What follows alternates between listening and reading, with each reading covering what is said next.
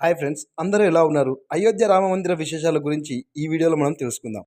అయోధ్యలో రామ మందిరం జనవరి 22వ తారీఖున అంగరంగ వైభవంగా ప్రారంభమవుతుందని ప్రపంచవ్యాప్తంగా అందరికీ విదితమే. అయోధ్యలో రామ మందిర పనులు శరవేగంగా కొనసాగుతున్నాయి. జనవరి 22న ప్రధాని మోదీ చేతుల మీదుగా ప్రారంభించేందుకు సిద్ధం చేస్తున్నారు. అసలు ఈ ఆలయంలో విగ్రహాలకు సంబంధించిన విశేషాల గురించి ఈ వీడియోలో తెలుసుకుందాం. గర్భగుడిలో 51 అంగుళాల బాలరాముడి విగ్రహ ప్రతిష్ఠ కార్యక్రమాన్ని అట్టహాసంగా నిర్వహించేందుకు ఏర్పాట్లు చేస్తున్నారు.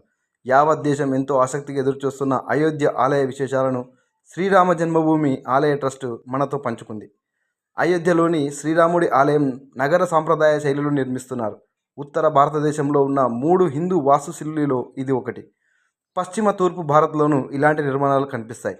380 అడుగుల తూర్పు నుంచి పడమర పొడవు, 200 అడుగుల వెడల్పు, 161 అడుగుల ఎత్తుతో ఆలయ నిర్మాణం కొనసాగుతుంది.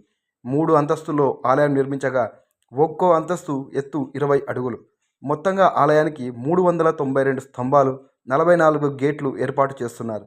మొదటి అంతస్తులో శ్రీరామ దర్బార్తో పాటు ప్రధాన ఆలయం, గర్భగుడిలో బాలరాముడి విగ్రహం ఉంటుంది.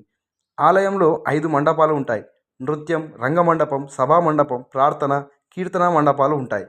ఆలయ స్తంభాలు, గోడలపై దేవుళ్ళు, దేవతామూర్తుల విగ్రహాలు దర్శనమిస్తాయి. తూర్పున సింహద్వారం నుంచి ఆలయం లోపలికి వెళ్ళాలి. అక్కడి నుంచి 32 మెట్లు ఉంటాయి. దివ్యాంగులు, వృద్ధుల కోసం లిఫ్టులు, ర్యాంపులు ఏర్పాటు చేస్తున్నారు. ఆలయం చుట్టూ దీర్ఘచతురస్రాకారంలో 732 మీటర్ల పొడవుతో గోడ ఉంటుంది. దాని వెడల్పు 14 అడుగులు. వాస్తవానికి నగర శైలి సాంప్రదాయంలో ఆలయానికి ప్రహరీ ఉండదు. ద్రవిడ ఆలయ కళలో ఇది కనిపిస్తుంది. కానీ ఉత్తర, దక్షిణ ఆలయ నిర్మాణ శైలికి ప్రతీకగా ఈ ఆలయ నిర్మాణం జరగడం విశేషం. ఆలయం 4 మూలల 4 ఆలయాలు నిర్మిస్తున్నారు. ఇందులో సూర్య భగవానుడు, భగవతి, గణపతి, శివుడి ఆలయాలు ఉన్నాయి. ప్రధాన ఆలయానికి ఉత్తర భుజంలో అన్నపూర్ణ అమ్మవారి ఆలయం, దక్షిణ భుజంలో హనుమంతుడి ఆలయం ఉంటుంది. పురాణ కాలంలో నాటి సీతాకూపం కూడా ఆలయ సమీపంలోనే ఉంటుంది. వాల్మీకి, వశిష్ఠ, విశ్వామిత్ర, అగస్త్య మహర్షుల నిషద్రాజ్, శబరి, దేవి అహల్య ఆలయాలను కూడా అక్కడ నిర్మిస్తున్నారు.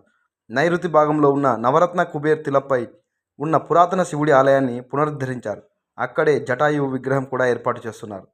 ఆలయ నిర్మాణంలో ఎక్కడా ఇనుము ఉపయోగించడం లేదు. ఆలయం కింద 14 మీటర్ల మందంతో రోలర్ కాంపాక్ట్ కాంక్రీట్ వేశారు. భూమిలోని తేమ నుంచి ఆలయానికి రక్షణగా గ్రానైట్తో 21 అడుగుల ఎత్తైన పునాదిని నిర్మించారు. మురుగునీరు, నీటి శుద్ధి, అగ్నిమాపక వ్యవస్థ ఏర్పాటు చేస్తున్నారు. ప్రత్యేకంగా విద్యుత్ సబ్స్టేషన్ కూడా ఆలయ కాంప్లెక్స్లోనే నిర్మిస్తున్నారు. భక్తుల సౌకర్యార్థం 25,000 మంది సామర్థ్యం కలిగిన ఓ ఫెసిలిటీ సెంటర్ను ఏర్పాటు చేస్తున్నారు.